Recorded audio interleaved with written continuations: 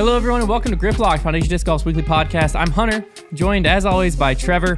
Before we get into today's episode, we'll go ahead and take a moment to thank our sponsors. Support for Grip Lock is brought to you by Manscaped. Flip-flop season is upon us, and you're out here with those post-pandemic toenails. Really? Don't worry. Our friends at Manscaped have you covered. They just launched their 4th generation performance package and their Shears 2.0 nail grooming kit. Join the Manscaped movement by going to manscaped.com and get 20% off and free shipping with the code GRIPLOCKED. Yeah, and the 4th generation performance package comes with the Lawnmower 4.0, the amazing tool that Hunter and I love to use, which has skin-safe technology, which is a great little feature that gives you a lot of confidence whenever you're using it that you're not going to cut yourself, not going to have a bloody mess in your more sensitive areas. It is definitely a huge plus. Yeah, the Performance Package 4.0 also includes the Weed Whacker to chop your worst weeds up top in your nose and your ears. The Weed Whacker is also waterproof and uses a 9,000 RPM motor-powered 360-degree rotary dual-blade system. I don't know what I just said, but it sounds freaking awesome. The nose and ear hair trimmer provides proprietary skin-safe technology as well, which helps prevent nicks, snags, and tugs in those sensitive little nostrils of yours. Manscaped even threw in 2 free gifts for their Performance Package 4.0, the Manscaped Boxers, which we've talked about who knows how many times, and the Shed Travel Bag. Bring your comfort in boxers to a whole nother level. Get 20% off and free shipping with the code GRIPLOCKED at manscaped.com. That's one word, GRIPLOCKED at manscaped.com will get you 20% off and free shipping. Tame that summer swamp in your pants with Manscaped. I got to get more of those boxers because I love them. Yeah, they're freaking sweet. I'm wearing them again today. Listen, I played last night at our weekly league. It was like 90 plus degrees, and I was wearing them. This isn't even the ad read anymore. It was this is just full on. It could have been. It could have just been a constant cool breeze. Never would have known the difference. See, I was wearing Reebok. It wasn't a cool breeze out there, I can tell you. The absolute swamp. I should have tamed my summer swamp with Manscaped. But speaking of last night, I got to try out a few new discs after the overrated, underrated segment last week on the podcast. I believe it was Connor brought up the KC Pro Rock. And it made me I just want said baseline plastic, period, but that's what I was talking Anytime about. you say baseline mid, though, it's like the KC Pro Rock. KC Pro Rock just like flashes through your head. Yeah. That'd be that's got to be like a fun game we do sometime where like it'll be like we'll flash up a picture and it'll be like either a logo or a player, and like the first thing that comes to your mind, you like just word association. Shout it out. Maybe we don't do that live so that in case somebody says something they shouldn't. But we did what did we do? We did a game, Trevor's Trivia game a while ago. That was like me describing. I was like Mad Libs, or not like Mad Libs. No, like, you said that was like me describing a player, and you had to name. And I had to guess the player. Yeah, that's right. But like it'd be like an Innova logo pops up, and you're like Climo, like something like that. Be interesting to see the results. And what are the word associations with those things? Yeah, exactly. The goat pops up, and you're just like, oh, where do you actually stand on the fence? LeBron James. I mean, anyways. I'm not going down that road. We will be here forever. I also put a wizard in my bag. It's my putting putter. I mean, I got to tell you, man, I haven't seen you throw such bad looking putts. I don't think it's going to stick. No, I'm going to give it another round or two. That's the problem. Stuck to I'm your going to hand. give it another round or two, and then I might switch it out. I'm thinking about going to a KC Pro AVR next, trying that a little bit. I don't know if I'm going to I mean, I might as well just put all KC plastic. Here's the thing about the KC Pro AVR is like I used KC AVRs I used them whenever I first started playing because it was like the hype train. Like that was like what you did back then. And then I switched back to them for a little bit in college. And they're kind of just like the most like basic putter because that's like an AVR, I guess. It's just like yeah, it works. It doesn't do anything particularly special, but it works. You know, if you're putting well, it'll go in. Yeah. So like that's kind of how the KC AVR. The one thing I did notice about the Wizard last night is it had a lot more glide than my PA3s. Because there were a few putts that I was like, that just fell out of my hand and it went in the basket still. PA3s for me never had any glide. They don't. Which can be good well, that's if what that's I your kind of style liked of about putting. them for a little bit. I don't putt very hard they anymore. stay near the basket. But like you had to putt to get it to go in. So like made me like where I didn't have a choice but to be confident. Because I was like, I've got to throw this putt or else it doesn't have a chance. Whereas the Wizard, I felt like I could be timid and it still have a shot at going in, which I don't like. Right. Because then I could be like, woo! And it's like, oh, it almost went in. Exactly. Which I think led to me. Do you have more sweaty hands or dry hands? Depends on the day. Okay. Because I can't do KC AVRs because they're very slick. My hands are very dry. So then how do you throw KC rocks? Because I like it for mids, something where I'm throwing it, but whenever I'm putting it, you're not doing like a power grip on it. So it just slips out of my hand. You power grip your putts? I think it doesn't matter what putt you're throwing then. I literally did not, when I first started playing disc golf, so I've always power grip. That's the grip I learned to play with. And when I first started playing, I didn't understand that there was such a thing as a fan grip. So I even tried to learn how to putt using a power grip.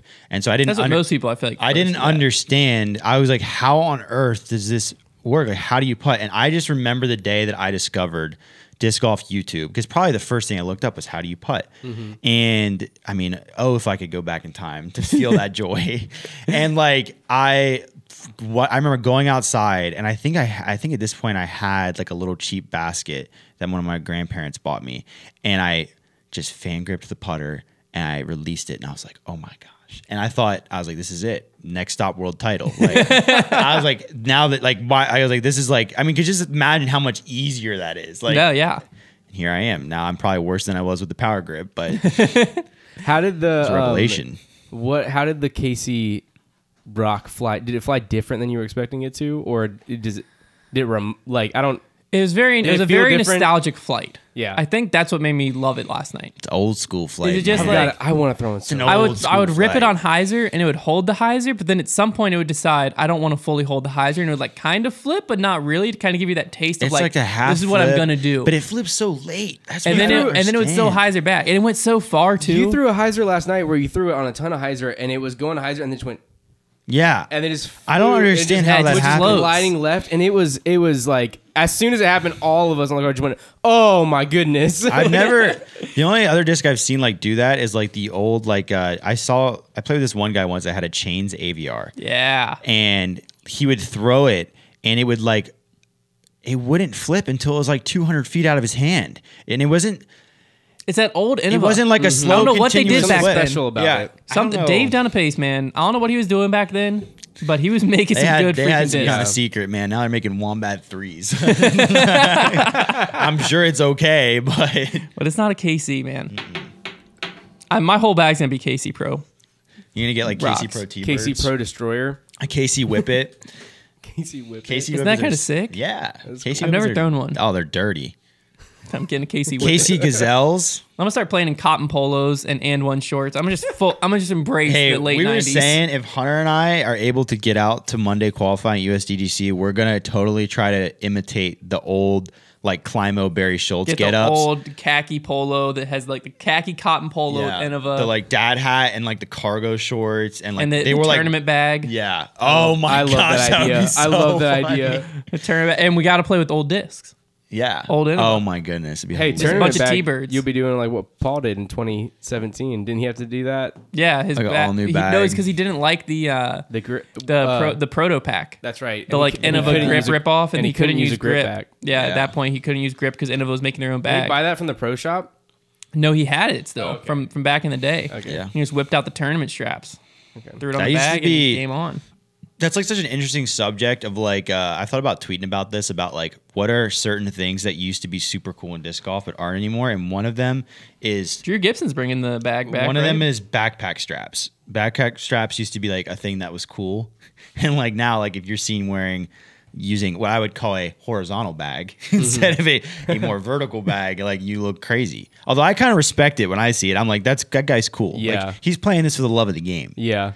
You know, I'm with you. Like I used to like whenever I first started playing, I'd see people with them. I'd be like, "Get with the times, man!" And I'd pick up my superhero pack and When I'd I- just walk away with back problems. Yeah. When I And started then playing, grip now- bags were not commonplace. It was pretty much everybody had. My first bag was like the Fade tournament bag or whatever it was. I had like the normal Innova that everyone gets. It's Yeah. like a lunch box. And then backpacks were pretty common, but I didn't want to spend the money on a grip bag. Yeah, so I 'cause I got I got some bag. Academy Sports made a bag on Amazon, and it came with a warning that the materials could cause cancer. Remember that? Paid $20. Oh my gosh, Paid $20 for my backpack. small price to pay. Yeah, I used it for like 6 months, and then it ripped on me. But I mean, I paid $20. And, so, yeah. and it Because I held think 30 discs. The first grip bag came out, I think, in 2012, and I started playing in 2013. So like, nobody had. If you saw somebody with a grip bag, like they must have been a pro back then. For me, it was like I used a lunchbox before I used anything, just a shoulder strap and lunchbox, and it was great. You know, I don't even know what my next bag was. It was a big Heiser bag My company. first one was it was a- an Ergo. Ooh. Yeah, where it like had it was only vertical, held 15 discs. Oh yeah. My first up. nice bag was a Ranger bag. That was my first like investment in a disc golf bag. I remember just being beyond excited. All I wanted, like I was such a trend follower. This is when he got it 6 months ago. That's the Ranger Combat bag, man. It's a whole different ballgame. I still have my other Ranger bag though.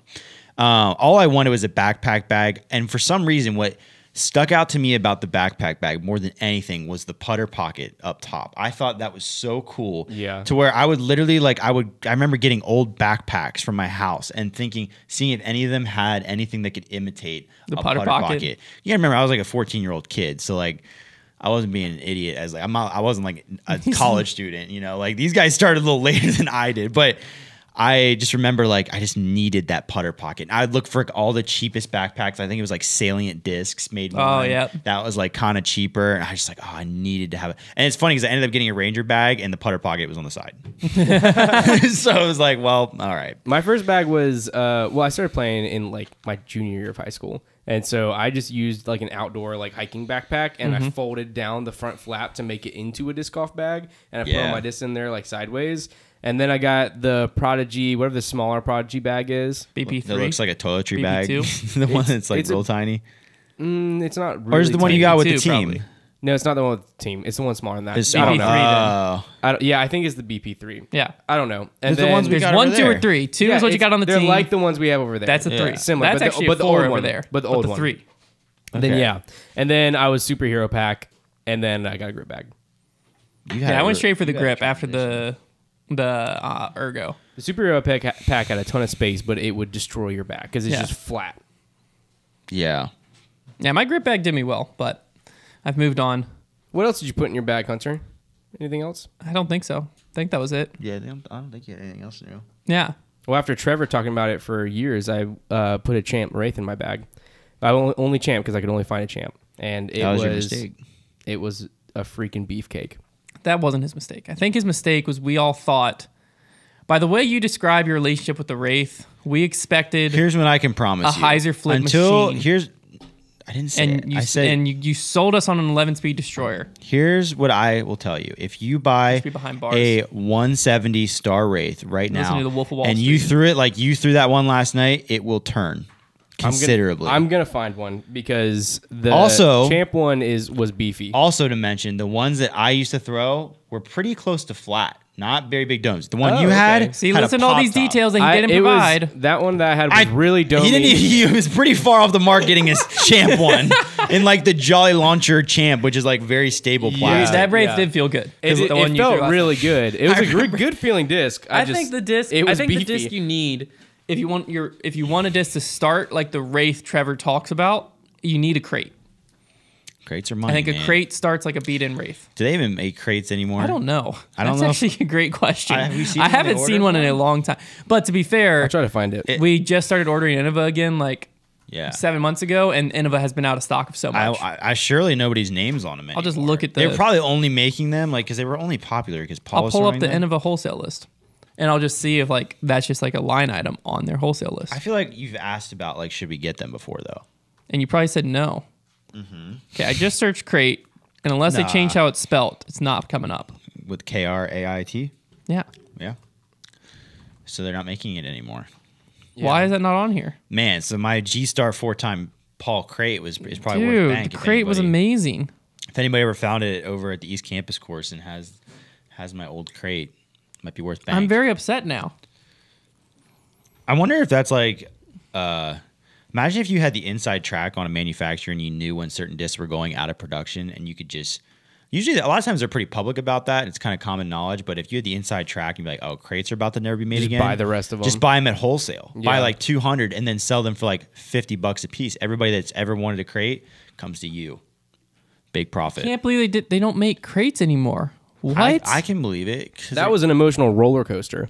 I was ready to go get a crate right now. Now I can't. It's probably because they're trying to sell something with somebody's name on it in place of it. And obviously, like the destroyer is What do they different. have a name? What is close to a crate? I'm searching on eBay. Like a turn. Is anybody's name on a turn? The turn is way less stable than now. I mean, I had a champ one. Is the turn faster? Super 12 rare, speed, I think end of a it's a champ crate, $26. Okay, well, apparently it's not that big of No. a problem. No. But what about the G-Star Paul one? $30 used Okay. right here. So there you go. I could have had $30. I'm just gonna beat up my Mine is champ 16. Wraith with a baseball bat. G-Star, $80, rare black sparkle. See, I had a That's not sold though. We're not looking at sold Oh. right now. I had a party time stamp one, and it was actually one of my cooler looking discs. G-Star is interesting.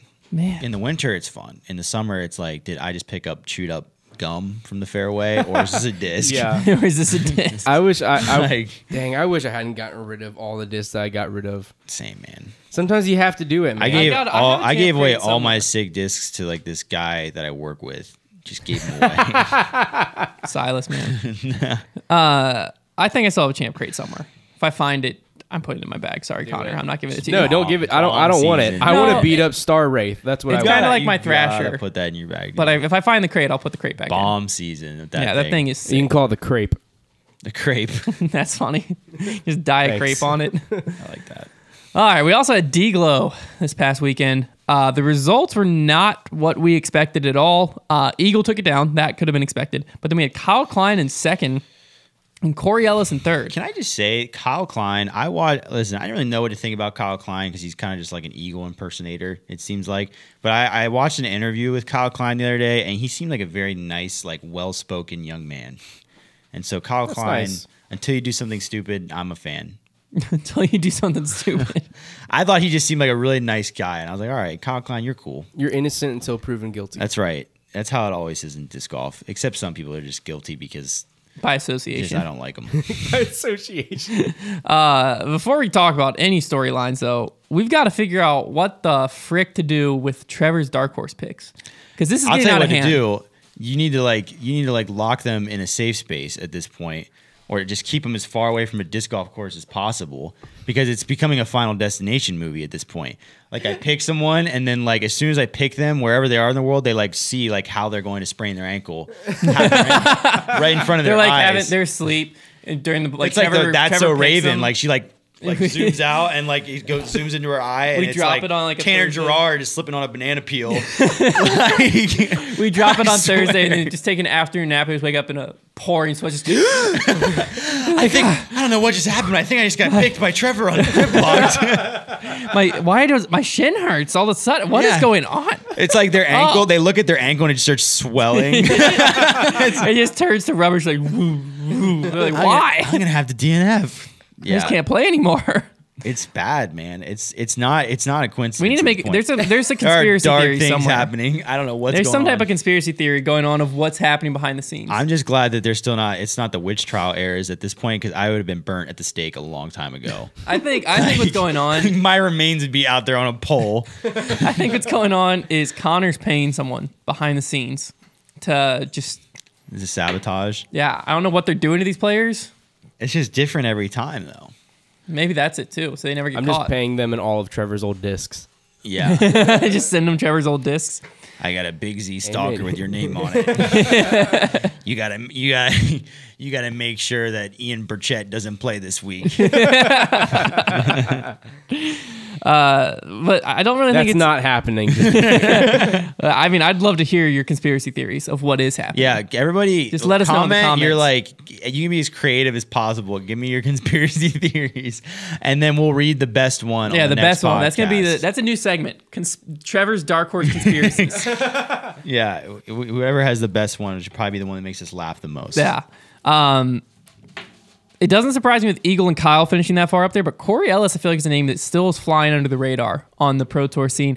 He's been dominating the local scene. He plays a lot in West Virginia, Ohio, Kentucky, North Carolina, that whole area. He has 7 wins so far this year at 15 events in the local area. And then now he's coming third out at DGLO. I definitely think that's a name we're going to hear more and more of kind of as he progresses and continues to play more events. Yeah. No, Corey Ellis has been solid. I mean, he's doing it kind of the way you should do, like early pro, kind of getting into it where you just kind of dominate your local scene, and then every once in a while go out for the Pro Tour stuff when you can make it and See where you're standing. and see where you're standing. Like, you do that enough times and you're going to figure out, maybe I can do this on tour. You know, it's a lot less pressure when you do it that way than when you just kind of leap. When you just nosedive and you're like, I need that $250 back Yeah. tomorrow. You got, because like, here's the bottom line is, if you're not smacking everybody around on your local scene, you're not going to beat Eagle McMahon. Yeah. I promise you that, because that guy surely isn't losing in any local scene. Is if you think of the top 20 pros coming to your local B tier, they're winning it. Yeah. So then how are you, like, if you're not dominating the local scene, if you're like coming in like third or fourth place, your local pros, and you're like, you know what, I think I make it on tour. You got to be very consistently winning. Yeah. Because then, like, how do you expect to come in the top 20, which is kind of where you need to be making like a comfortable living without worrying. Yeah. Then, like, how do you expect to do that if you're like, well, I mean, if Yuli showed up to my local course, he would destroy me. But on tour, surely I can beat him, even though he has 15 years of tour experience and seen all these courses. Hey, man. You know, I mean, it's just the dream of being a professional disc golfer. I think sometimes makes logic go out the window very quickly. Learning. I will admit, like, if you took the financials away from it, which is obviously like, duh, that's all the whole point. But like, how fun would it be? Like, it'd be a great time. I wish like I could have had just 1 year, just like where I just like raised the money or worked really hard to just get myself enough money to where like I was going on tour and I was going to play every event. And like money, it didn't matter where I finished. Like I could just go out there and enjoy like playing beautiful courses. Like how fun would that? Well, what's scary about it is let's say that like you just grind it out on tour, and you're able to make it. Like let's say you start as a 20-year-old, and you're able to make it 10 years on tour, but you're never great. What do you do? But you're never great. But you're never bad. You're able to grind it out and survive on tour.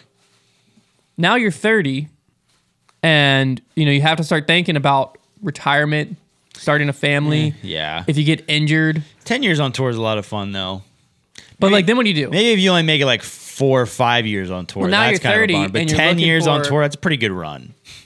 Like, I mean, a lot of people aren't starting when they're 20. A lot of people are starting when they're 25. Yeah, but like you finish years. out when you're 30, you go pick up like a trade or something, and like I get it's not the best economic setup for your life, but like 10 years of touring on disc golf, like that's fun. That's a fun 10 years. I'm just saying, like, at what cost? You're okay. You're like reasonable Ronnie over here. Like that's like your whole thing is like you're a very like financially sound person who like is like careful about things. Well, because like then I'm just thinking about all the fun that me and Big Jerm are gonna have. I think the allure is like it always seems Big like Jim. next season. Next season is my season. Like, oh well, next year I'm gonna be a top 20 guy.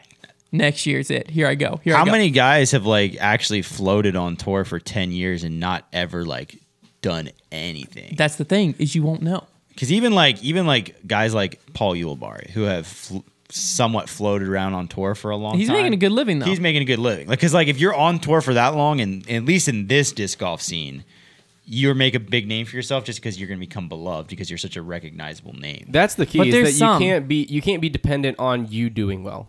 Yeah. If you're not gonna beat Eagle McMahon or Paul Macbeth, then you need to have something else. You need to be big on, like Ezra is great at it. He's got like he has a brand where he doesn't need to fill. Yeah, if he can survive on tour without actually cashing at tournaments. So he's valuable. So he's valuable to a company because he can push plastic. Here's the thing, selling discs. If you can sell discs, you can make it on tour because if you have a successful run of discs and you cash a $20,000 check, like there you go. You probably make it for the year. Yeah, that can make you through a decent chunk and then find some work in the off season. Right. Like so that's what it really comes down to is can you move a disc?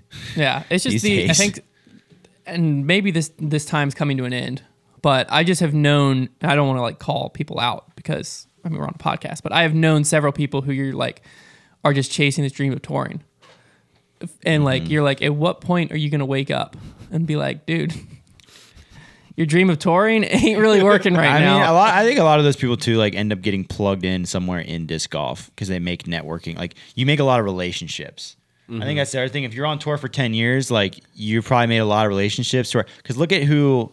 I'm not saying this is a good thing, but like look at who the Pro Tour is hiring. They're only disc golfers. Yeah. Yeah. Which that's a whole different topic. Not really maybe the best idea, but I get that we're trying to support our fellow disc golfers. And like, well, it's like that's respectable. It's the same thing with anything. If you create an echo chamber where all the ideas are coming from the same general background, the same general headspace, you're not going to get anywhere. Yeah. Because everyone's going to be bouncing the same ideas. Because like everyone in disc golf right now is in disc golf. Yeah, we don't. That's what like we don't disagree with that.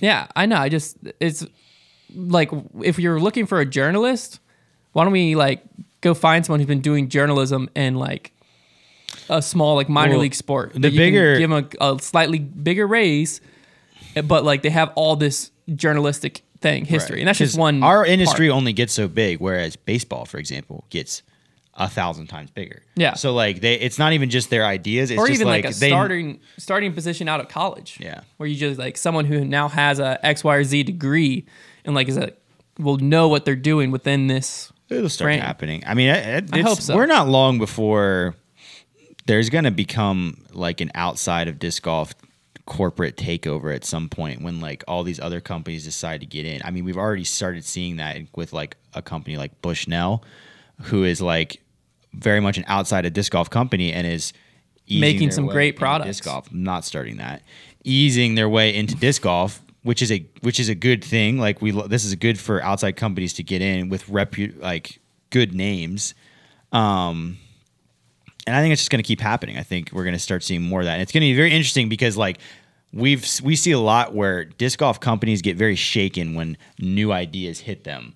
So like when these big companies who are not going to be stopped because they're big get into the sport and they shake things up and people are like, whoa, you can't do that. But it's like, yeah, they can because they're Nike. Like, what do you mean? Yeah, what are you going to do? Just do it. It's literally what we live by. Like, what are you going to do? Stop them? Like, so it'll be very interesting to see how that all goes down. There's going to be, it's every sport though. Whenever like change happens, like people are going to get grumpy and then the dust will settle. And then they're going to more years pass, and they're all happy with that. More change comes. They get it's just like look at the Pro Tour in general. Yeah, like the Pro Tour has multiple times like hit a roadblock. People are like, "Are you kidding me?" And then like 2 years later, like this is the greatest thing ever. It's like well, we're changing this now. You're like what? It's just a natural progression. And it's like oh my word, I love this. It's just growing. It's like pains. that's what's You're right. It's growing pains. I do love Bushnell speaker they came out with, but we won't go into that because Trevor thinks I'm not going to get Trevor heated up because you will all disagree with Trevor and then that'll hurt his feelings. So we're not even going to worry about that. It's just not good for Trevor at this point. It's just not, yeah. It's just, we're here for Trevor's morale, okay? We're giving him birdie vibes only here today. Let's go ahead. We still have to talk about Eagle. Frick, I was just completely skipped. Eagles win. Yeah, don't do that again. You can't do that again. Eagle, though, had basically the same putt on 18 as he did last year for the win. Yeah. With one major change. This time it was clear he knew it was for the win. Yeah. He stepped up and you could see it in his eyes of like, I need this putt for the win. And then he banged it and you could see it in the emotions right after. It was a much better moment than, I won? I won? Oh my gosh, I won! It was a much better moment than that because he knew what it was for. He knew what it was for. Good for him. Yeah. I think Eagle's becoming more of a competitor. Eagle's becoming a killer. Yeah, Eagle is starting. He got the taste of the blood, and now he's like he wants more wins, and I like that. Like here's the thing, like Eagle, I'm pretty indifferent when it comes to Eagle. I think he's incredibly talented. I think he's pretty marketable guy. Like I don't think he's certainly not bad for the sport at all. And he's very fun to watch play. Mm-hmm. So I don't have a problem with Eagle. And I like that he has kind of gone from a little bit of like, seems a little soft, like not really, kind of gets shaky in crunch time to like, he kind of is starting to attack. He has a like, clutch gene now. Yeah, he's starting to get a little clutch, wants to win, like down the stretch. He's made some really, really great, like hold on to lead type plays this year, especially at Portland. Eagle currently is the player of the year, no doubt. Yeah. This is his 4th Pro Tour win. Eagle's really starting to play well. He's being dominant this year. Really, there's no way around that. And he's still young. Is the other side of it. I think we are entering the Eagle McMahon era. Yeah. Oh, I agree. I think we're already kind of in it, but I think we're like officially like.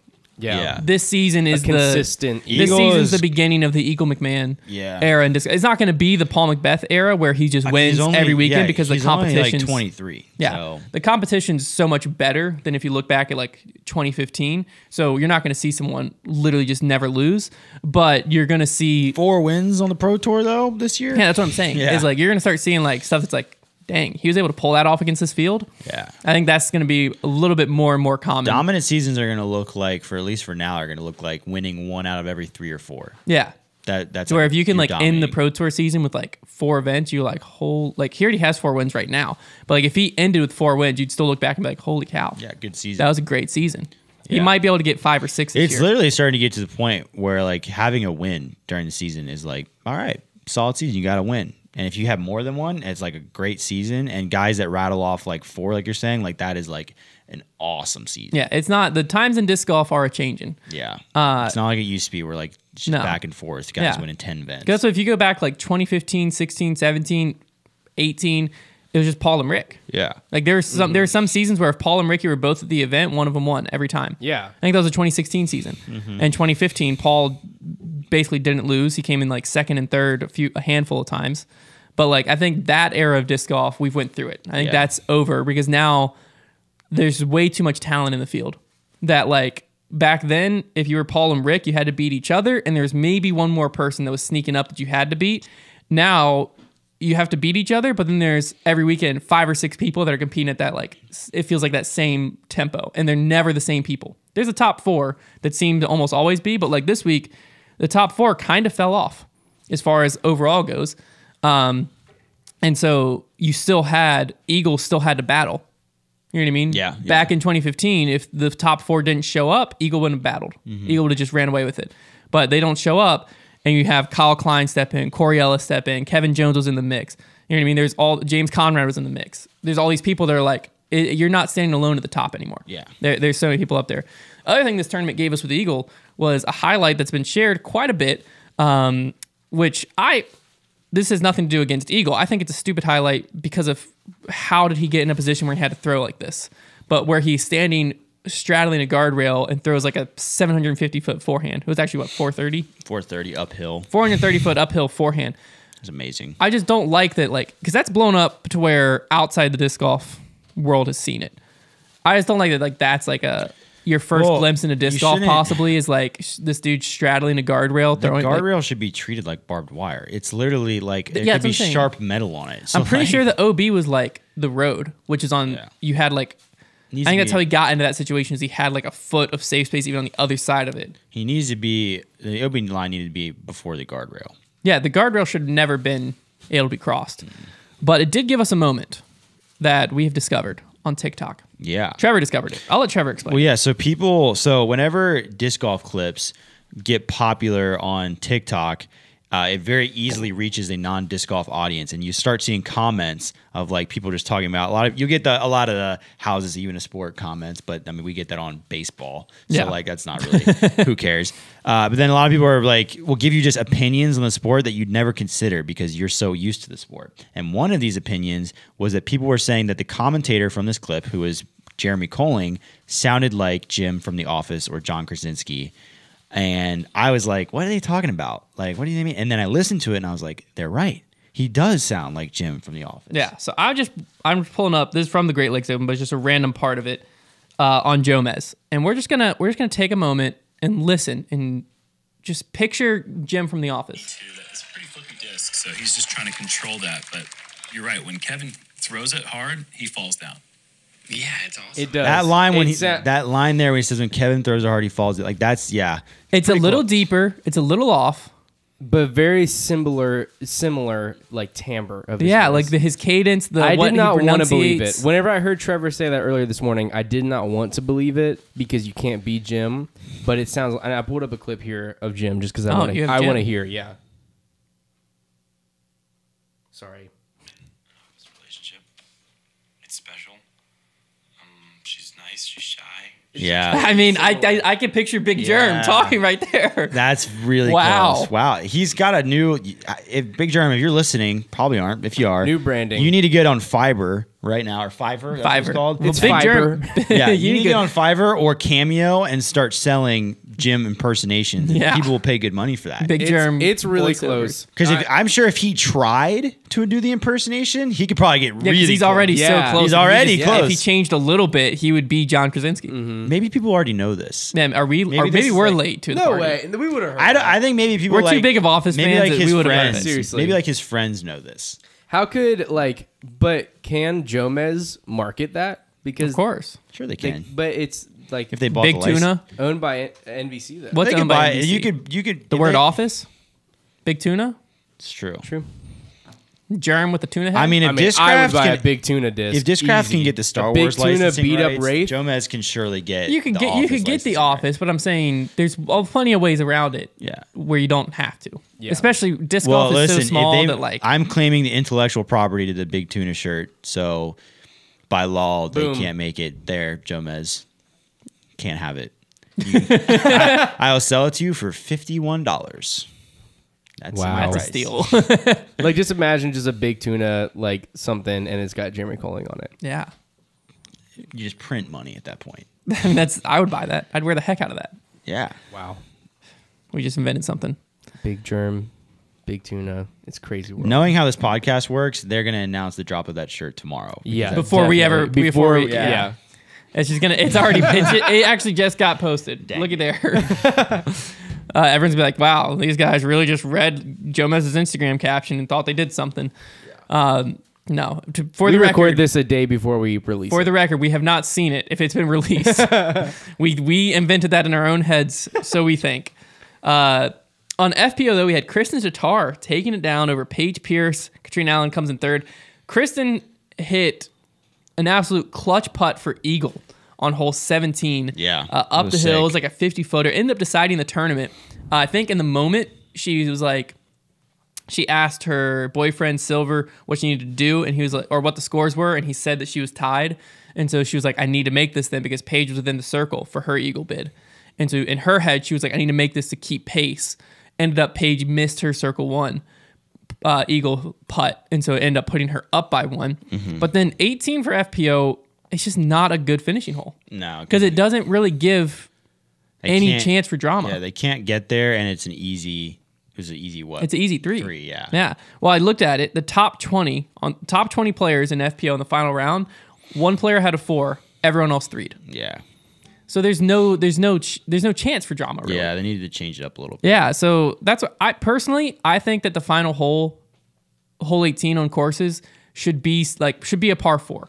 I like par 5 even. Just something where there's Where a there's chance for separation. parity and there's multiple chances for mistakes. So if Yeah. you're in the lead, you don't have to throw one good shot with pressure and you've made it. You don't want like, I get that a lot of courses use 17, but you don't want your players getting to the final hole and like if it's a one stroke game being like, all right, well that's it. Well, that's like hole USDGC is a great example. Hole 17 is the iconic hole. Yeah. Tournaments, a 18 is lot of them are still won and tough. lost. But if you're down 2 going into 18, you don't feel like it's over. Yeah, 18 is still a very tough hole. you As have somebody to- who's played it, it's actually incredibly tough. You have to Yeah, it is. execute to birdie it. You have to execute 2 near perfect shots. Yeah. So that gives, if you're down 1, that gives you a good chance of like, I just got to execute this birdie, and the guy in the lead, He what does are the not- chances he's the guy in the lead does not want to have to try and make birdie on 18 on No. the hole because it is very tough. That OB on the corner, you have to play a skip, and then there's like the downhill. Yeah, like, that's what I tough. think the par 4 or anything above like a pitch and putt par 3 or this hole was like kind of a tweener where like Yeah. everyone's gonna get the same score. Something that provides that difficulty and does it for multiple shots to where the person in the lead has to think on multiple shots and the person behind has a chance multiple times. Like if they execute it perfectly and put it inside the circle and they're like, I have a putt for birdie, now the person in the lead has a lot of pressure on that up approach shot or whatever. Yeah. There's also like imagine Worlds if hole 18 was just an easy little par 3. And they did the same thing where like That hole would 16 stink. was in, hole 7, then like what would hole 18 have been? Yeah. Paul would have just laid up and won his 6th world title. But because it was a tough par 4, it gave Conrad mistake, greatest shot of all time, forced the playoff. Yeah. That's why I think that like if on the Pro Tour, I think it'd be interesting if they start having like standards. Like, all right, we're coming into town. We need to make sure hole 18 is X, Y, and Z. We need to make sure that this is taken care of. You know what I mean? Like, obviously, right now they have certain standards with like baskets and tees and requirements on the course. But I'm wondering if like a year in advance, you're like, hey, you're going to be a Pro Tour. You need to make sure hole 18 meets this. You need to make sure hole whatever meets this. You need to make sure your par is this. Your distance is this. I don't know if that's what they do on golf, No. on the PGA Tour.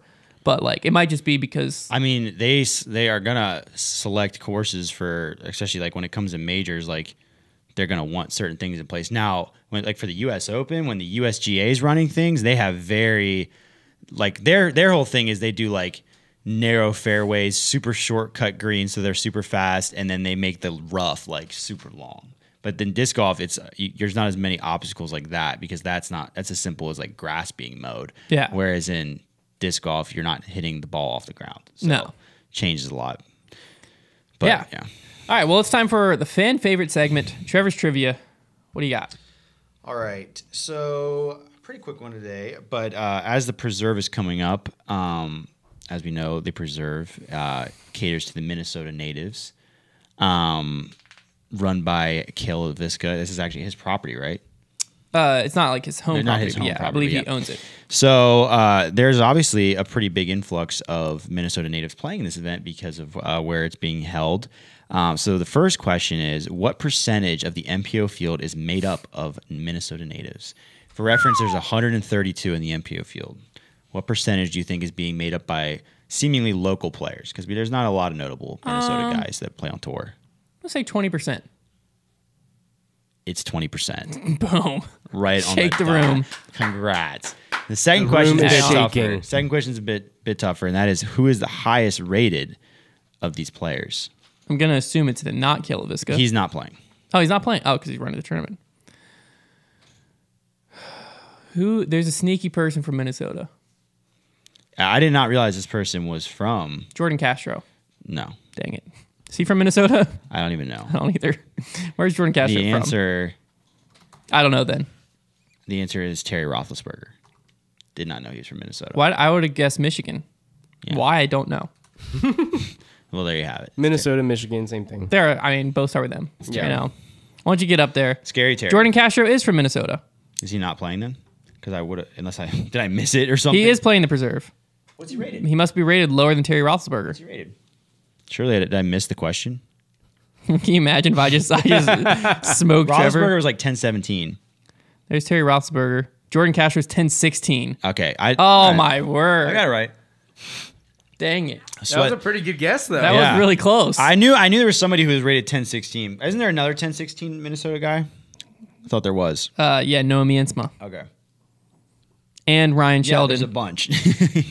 And Colin Bailey's 10-12. Yeah, so it's pretty close. Man, Terry. Terry Roethlisberger. We have. So last year the preserve was a little bit of a birdie fest. I believe the winner was Nico lot at of like bit of a birdie fest. 41 under through three The rounds. winners were shooting like 13 to 14 under Yeah. per round. But it was a very entertaining tournament. I have heard that they have made changes to the course to make it harder, a little bit longer. So it'll be interesting to see what the course actually ends up playing like. Here's the thing. But- I'm all for variety in tournaments, and when I think about it, I mean, I think this is like the only tournament last year that we really considered a birdie fest. So like, I don't hate the idea of having one event like that per year where it's like it's just a race for birdies. It is a little bit rougher to do that when the tour is it's so tough to win on tour now, so you don't really want to rob players. Yeah. But at the same time, like, Yeah, because fun whenever to there's a watch. birdie fest, it just eliminates the separation.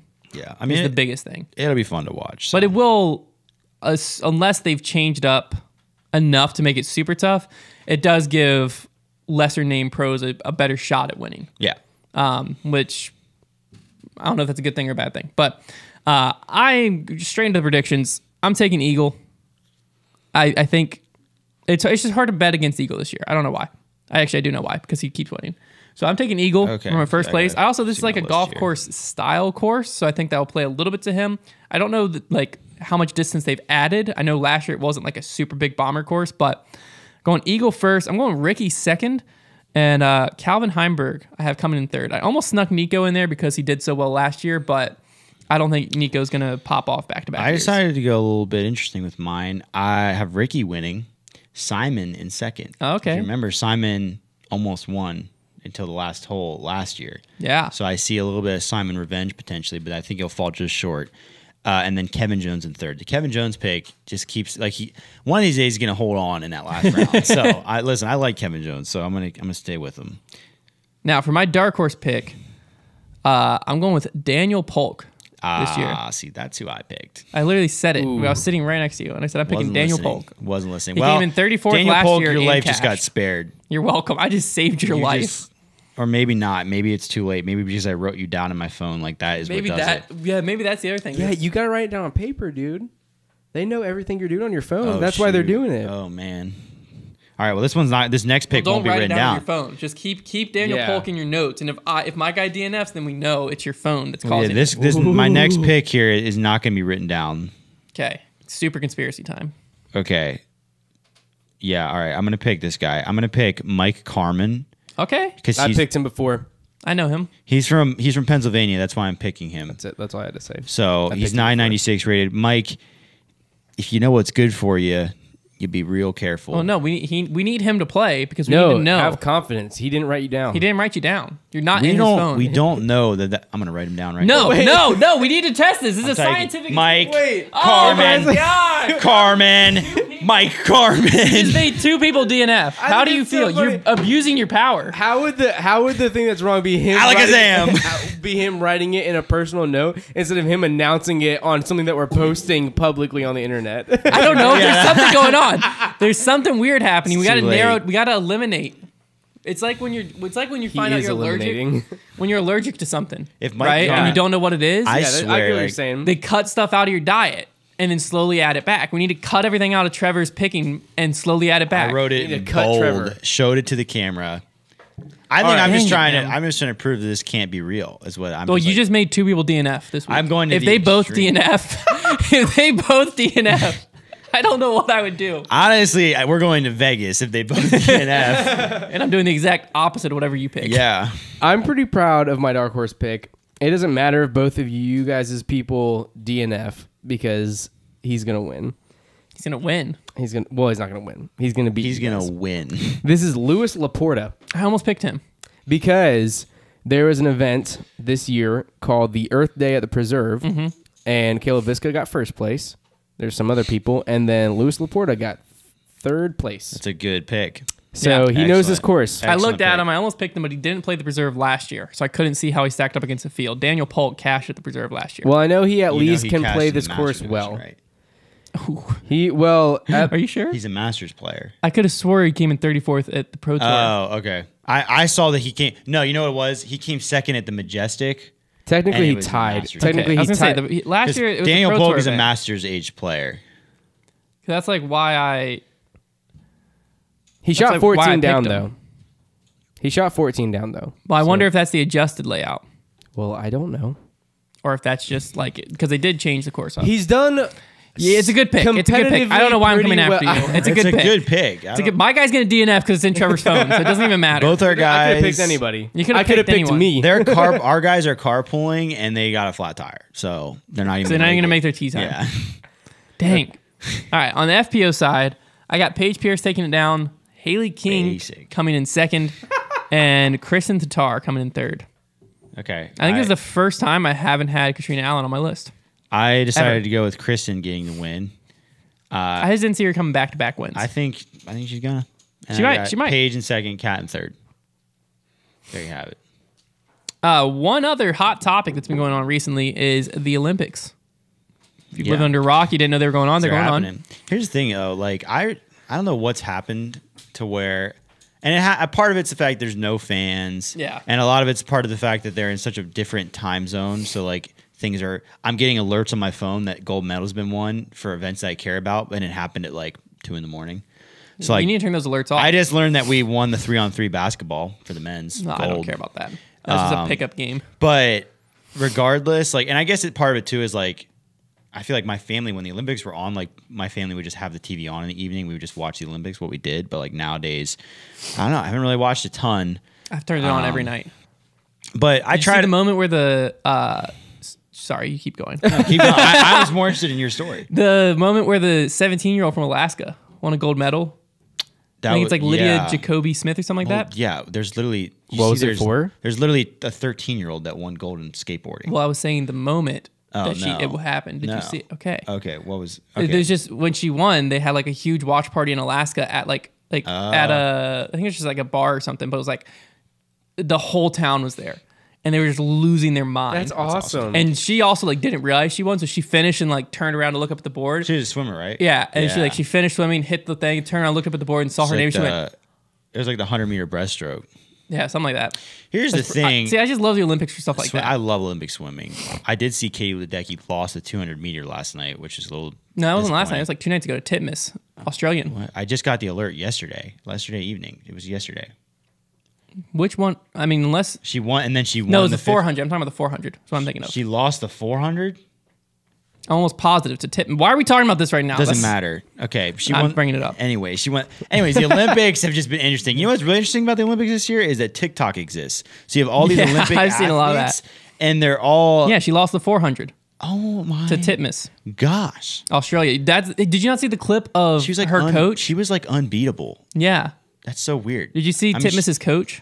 Oh yeah, that's the He one like that- freaks out. That's the one that blew up of him like Yeah. losing his mind. Well, basically, what I heard is like when she started swimming was when Ledecky was like, being dominant. Yeah. And so she was like watching her, there's always somebody younger. and she was like she wanted to be her, and then went to like the World Championships in like 2018 it might have been, and was like half a body length behind her, and she's like, that was when I realized like, holy cow, like I can actually do this. It is so hard to have And longevity. then I think she might have beat her at the last World Championship or something like that. And so then going into like her only goal was to win the 400, and it was a thrilling race. It is so difficult. It was amazing. To have I'm getting longevity. chills just talking about it again. Wow, you're a traitor. I think it's treason. But I mean, it's Australia. I'm rooting for a massive Southern California. what? Australia. It's just like a big Southern California.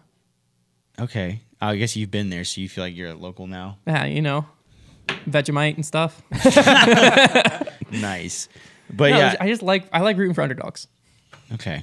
I respect He's just here that. for good golf, man. I'm just here for good golf. He's just here for good golf. Well, why did you bring up the Olympics, Hunter? Well, it's just to say, 'cause I bet it wasn't to talk about swimming. no, we just went down a rabbit hole. It was because every 4 years, the disc golf being in the Olympics gets brought up. And I'm gonna be honest, because I don't see this take out there much. Yeah. I don't really understand what's the big draw into getting the disc golf into the Olympics. I don't see where it would be a huge benefit Because it's to us. cool. It'd be cool. We would care. Disc golfers would care. Here's the thing about the Olympics. I'm almost starting to lose respect for the Olympics when I see some of the sports that are being added, such as breakdancing. That's a real Olympic sport. What? How dare you? yeah. Breakdancing's sick. No, it's so stupid. It's Yeah, like- but it's not a sport. And, though. like- it's art. And- It's a like- performance, just like Yeah. the gymnastics when they have the I guess the I guess that's the a point. artistic- the rhythmic one, gymnastics, well, where they throw the no, ball but not they even catch in their rhythmic. feet. Not That's even pretty rhythmic. cool. I kind of like that. Simone does it every year. Like the freestyle. What, Yeah, like the freestyle. Is Is that that on what the it's- floor? Yeah, same type thing. What were we comparing that to? Breakdancing. Breakdancing to doing like quadruple flips in the midair. I would say that breakdancing is. I was about to say it's not like a physical activity, but it is. It's very Yeah. physical. You've got to be in very good shape. That's And what I'm it's, saying. but it's still. I feel like it should remain on the Here's fine the other arts thing too. side. We of also the added world. 3-on-3 basketball. That's a joke. And it looks so stupid. The clips from it look awful because here's the thing: the athletes playing in the 3-on-3 basketball teams are not the best. No. The whole point of the Olympics is like you send the best athletes. If you Yeah. add 3-on-3 basketball, you need to take away basketball. Yeah, our best basketball players and everybody's best basketball players are not playing. In And the 3-on-3. honestly, that would be way more fun.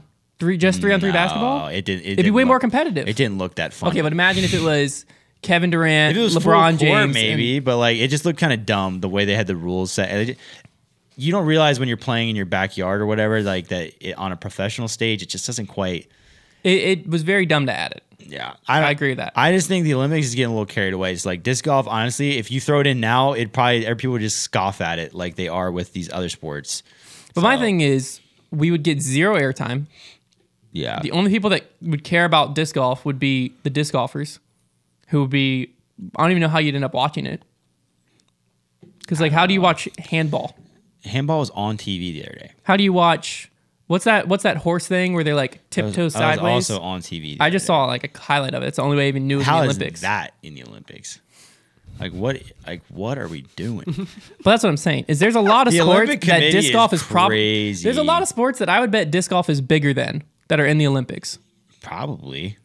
So like, why aren't those sports blowing Like up? yeah, I mean, you're right. It's not. It wouldn't do that. It would just be like that's cool. And here's the other thing. It wouldn't hurt. No, it wouldn't But hurt. it's certainly not going to be like to get disc golf on the map. Yeah, but it's just like every 4 years, I see people like, oh my word, just imagine if disc golf was in the Olympics. Yeah. Like what? It's a little too golf late in the for that. Olympics? Who's even? What's even going on with golf in the Olympics? It's the thing. I mean, I know it's a thing, but I like- watched it quite a bit of Olympic golf. Like it was covered very heavily last Olympics. I don't know when I don't know if they've started yet. I don't think they have. But Olympic golf, I mean, they just play. It's literally like a 4-round tournament, and then like That's what first, this second, would be. third takes. I That's think what I think- the gold medal winner was Justin Rose. He won the first golf. I think we need to hype up the President's Cup more. Keep the disc golf President's Cup going. So I that, agree. That gives you the same type of like rooting for your agree. country. Okay, type thing. I have to interrupt the podcast really quick Uh-oh. for breaking news. Don't touch your phone for a second. Can you not touch your I'm phone? not for like, touching for my like phone. A minute or so.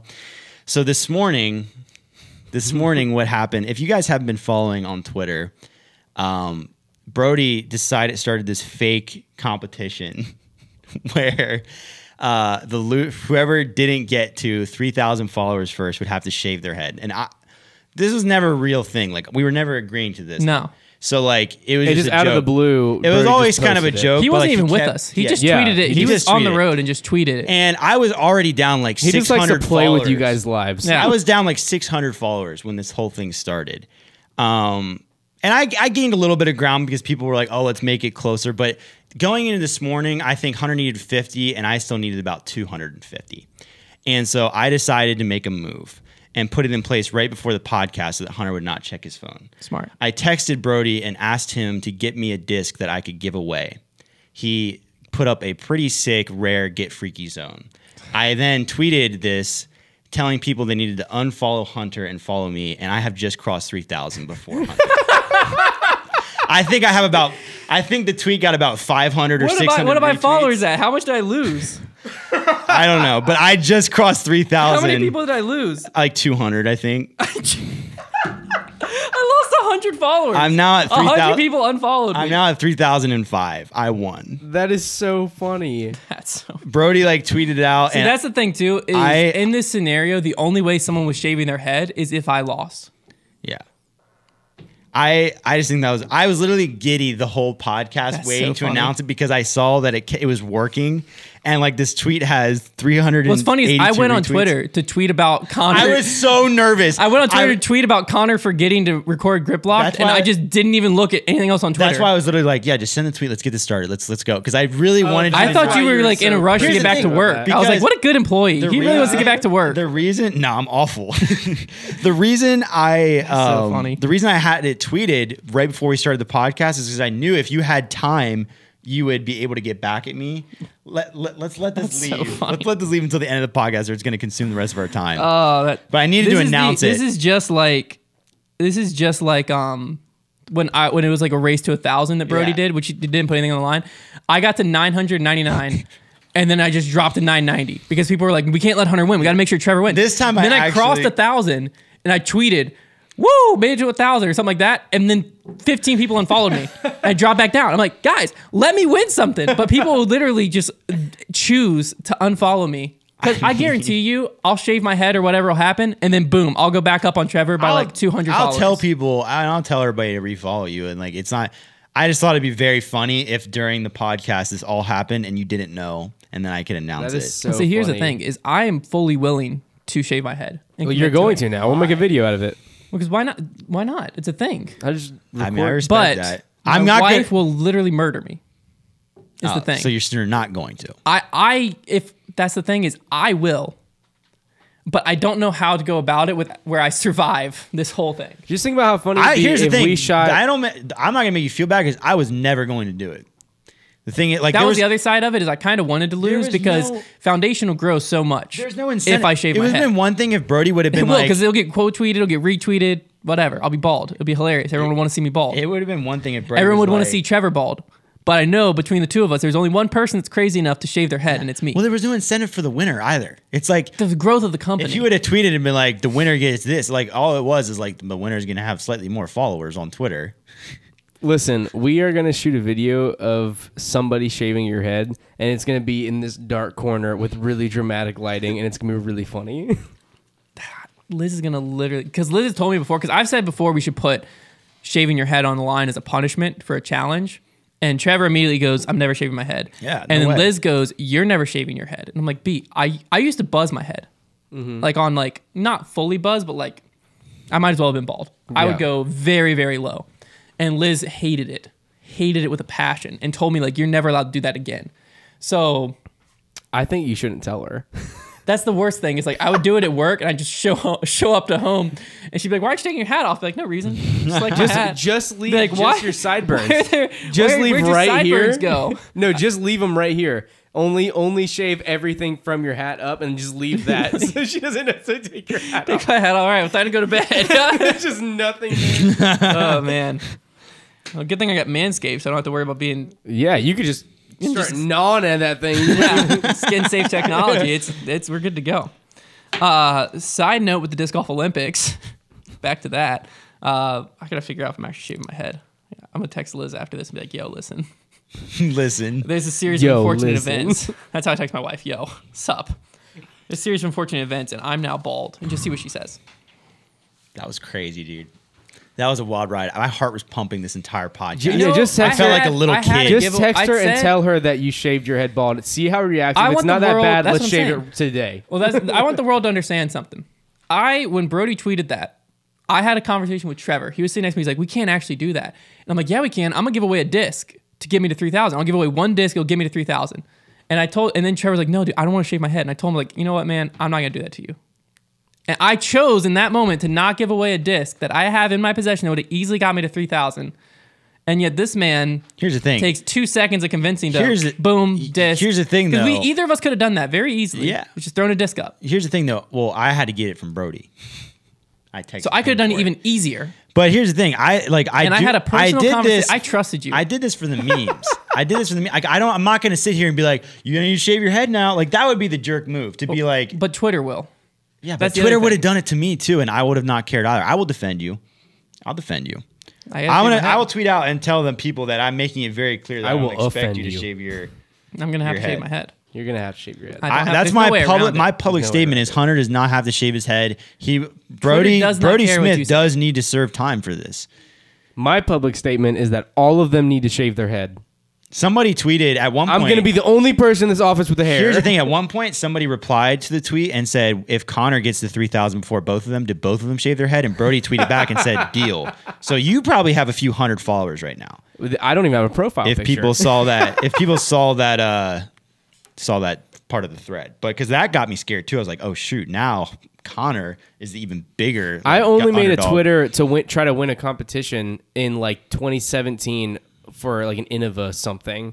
Two And Innova things. You tweeted twice. Yeah. somethings. Literally, it was like one of those things where you check off the list of like post it on Facebook, post it on Instagram, and then I was like, I don't have a Twitter, so I made a Get Twitter. energy in. I probably haven't did the been same on it competition. since. I went on it today just to make a joke where I don't even know how it works. Did I tag you? Is that what? Yeah, you tagged me. Is that what that is? Where I tagged him and I said, "All right, Twitter, go help out my friend Hunter," and I just was making a joke because it's funny because I only had like 3 followers. But I was just gonna bring up on the last thing I was gonna say on the disc golf you're Olympics. done, dude. You're gonna shave your head. Yeah, well, I was You're gonna gonna bring be a up. great swimmer, though. Maybe you can win the 400 freestyle. I mean, hair grows back. you're right. No, it does. It doesn't anymore. Here's the thing too. Is Not I in wear a hat 2021. every your day. hair is dark, and also listen. I've been growing out my hair for like since I got married. But that's what I'm saying. Is like for the. Yeah, I have it'll- no. it'll I be will. back I in will like 2 shave my weeks. head You without already without like it being a big deal buzz your hair. So like Yeah. it'd be like this much of a difference. Yeah, it's just- whereas for me it would have been like a very big deal. Yeah, I it's just also- my wife is going to kill me. That's the only if Right. if I was single, I might be bald by choice because then you don't have to deal with anything. You just wake up and what are you gonna do? What do you do to your hair? Nothing. You're bald. Nothing. That sounds great. But my wife is gonna murder me. That doesn't sound great. All right, I'm hopping in to make that call. I'm wrapping the show up. I'm just gonna I'm gonna put you in this situation. You're up by 600 followers on Twitter. You're up. Okay, let me paint you into a moral dilemma. One of your best friends and bosses tells you, "I could give away this disc, but I'm choosing not to for your well-being." I don't But even now remember he's that. about to win, and so do you give away a disc? Answer is yes. Here's the thing though, Brody. Scumbag. It was ultimately up to Brody, and he's the one that really made this happen. So that's really who your quarrel is with. He could have denied me. Coral. That's who your coral's with. I didn't really give him much of a choice, though. I kind of just like texted him like 10 times in succession. Like, listen, I need a disc. I need a disc. so funny. Gotta do something Trevor came over here and showed me the text conversation before the podcast. and it was like Brody's like trying to make jokes and trying to be funny, and Trevor's like, "No, Brody, I need you to." Well, it was literally like a matter of time because Hunter was so close. I was like, we need to get this going now, and I need to not only do I need to, the only thing that I'm upset about is that I lost 100 followers because like I took you're gonna pride gain in them. building You're my literally Twitter. gonna gain them back. Like I worked hard during Worlds You literally to gain my will Twitter gain followers, them back. and I just one little giveaway, and they're like, "Oh, screw Hunter, man." They're gonna. They would throw me away for a disc too, man. yeah, Anybody but you would, just, yeah. You just tweet little memes here and there. You don't care about your Twitter. I care about my Twitter. Oh, now it's about- getting aggressive. No, you. I care day about my to day. You Twitter. don't really care about your Twitter. I love my Twitter, man. My Twitter fam is. I love my Twitter fam. You understand? My Twitter. Every one of those They spit in my face whenever they get a 3,025. It's a meme, They did this dude. to me at 1,000. They did this to me now. Listen, we will tweet. Everybody's going to tweet out. We need to follow Hunter back again, and you will literally surpass me within 24 hours. Well, I'm gonna surpass you within 24 hours. I'm gonna go bald. You don't have to do that. True. That's true. How much do you care about Twitter? Are you gonna go bald? I will go bald. I would go bald if I lost a mini disc golf challenge in the office. I don't care about that. My Apparently, wife Hunter is just going willing to shave kill his me. head. I would. at the sh- You drop of guys a- are one. You guys are one. If you paid me $5 on a random day and handed me a pair of shears, I'd be like, frick yeah, that's a free coffee. Like that's how little I care about my hair. Dang. But I care a Lizzie, lot. on the other hand, But if she cares about it, then you're not shaving your that's head. what I'm saying. That's So where the that tough means part that is. you do care. I care about my wife. That's I don't nice. care about my hair. That's nice. I care about my wife who cares about my hair. So indirectly through my wife, living vicariously Hunter through her, I Thomas, care about my hair. 2024. I You care guys about are- my wife. I don't care about my hair.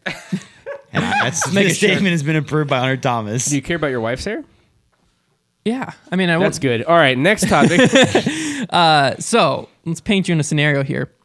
You're playing in the Commonwealth Games at Liberty University. Yep. Lunchtime, no email.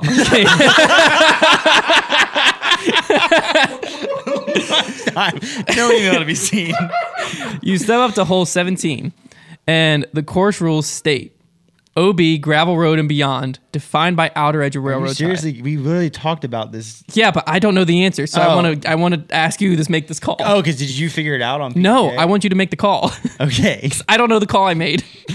You throw your shot, it goes deep right into a gravel parking lot. So the OB's gravel road and beyond, defined by outer edge of railroad ties, goes into this like gravel parking lot area, but you have found a way to be left of the railroad ties, which would make you inside of it if the railroad ties were to extend that far when you look back at where they're in.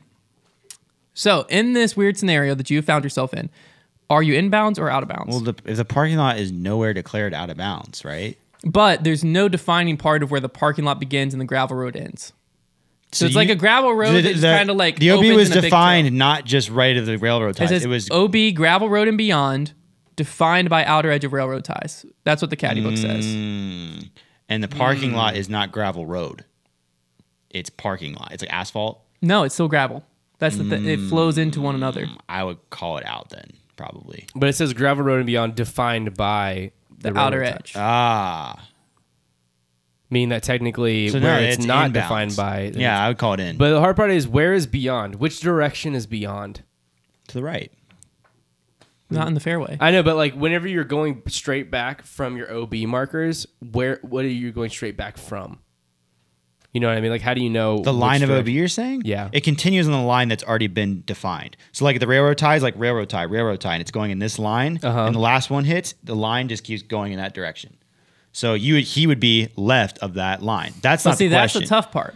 Is the But OB does it keep is going that way, or if this is the last railroad tie and they should be going this way, but there's no more, does the OB go this way? no? So No, by the it rule, always the goes OB straight. line continues indefinitely in one direction. Okay. The tough part is, by the way this is worded, OB, gravel road and beyond, defined by outer edge of railroad tie. Yeah.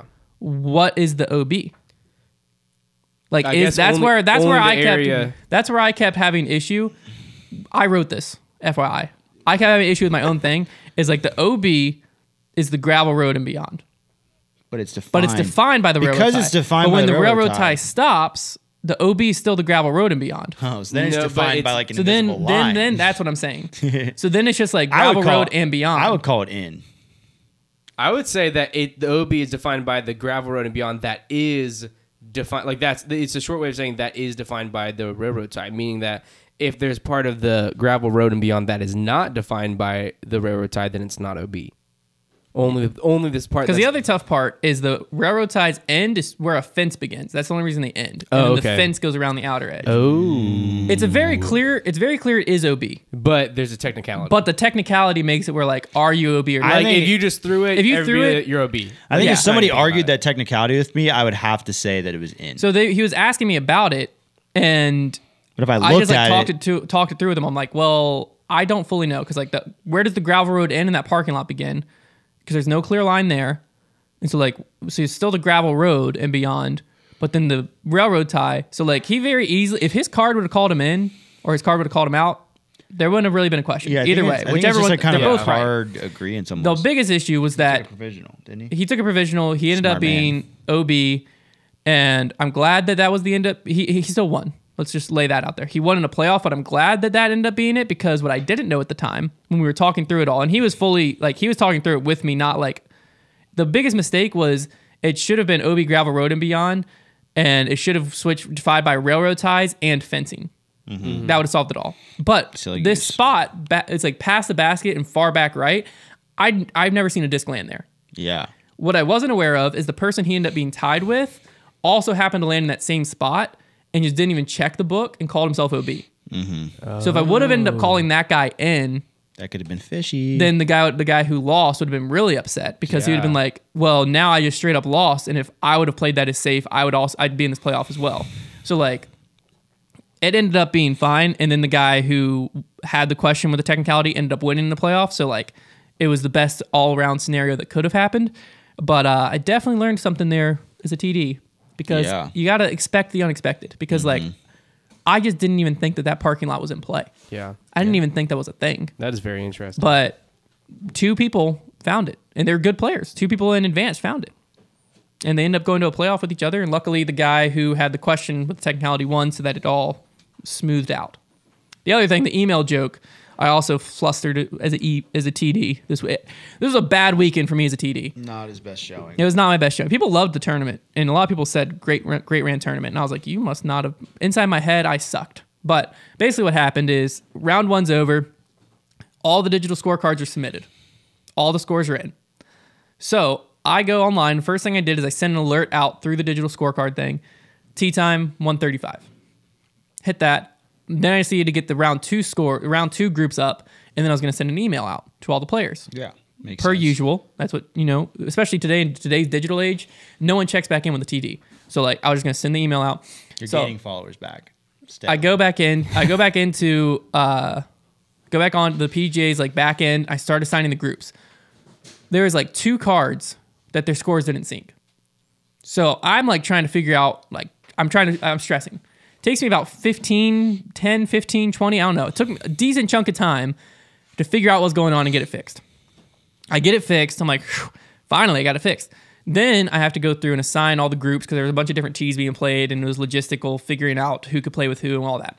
Get it all sorted, get it all done, have the tee time on that. Like, done. Hit enter, publish them, close my laptop. I forgot to send the email. So...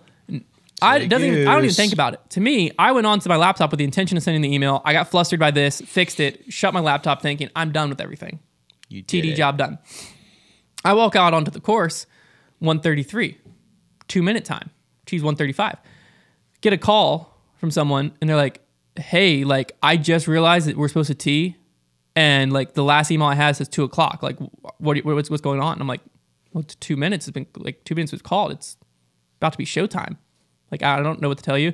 He's like, what happens if I don't show up? I'm like, it's par plus 4.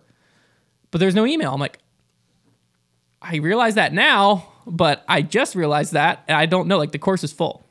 Because I guess it only happened once on my course, but it apparently happened to like 4 or 5 people on the other course, which had a different TD.